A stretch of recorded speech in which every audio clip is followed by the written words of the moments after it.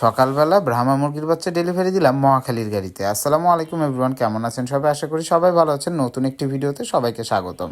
গতকাল রাতে ভাই অর্ডার করেছিলেন টঙ্গী থেকে, তার ছোট মেয়ের আবদার ব্রাহ্মা বাচ্চা নিবে।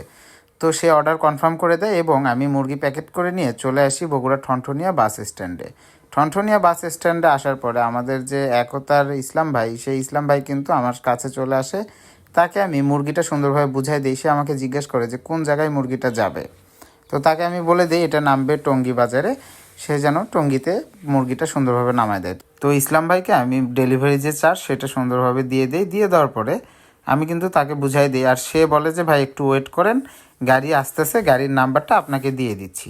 তো সে ফোন করে গাড়ির নাম্বারটা শুনে আমাকে দিয়ে দেয়, আর আমার ডেলিভারি কিন্তু দেওয়া শেষ। এখন আমি চলে যাব বাসার উদ্দেশ্যে। বাসায় গিয়ে আর যে নাম্বারটা আমাকে বলে দিল সেই নাম্বারটা আমাদের যে কাস্টমার আছে তাকে কিন্তু দিয়ে দিব।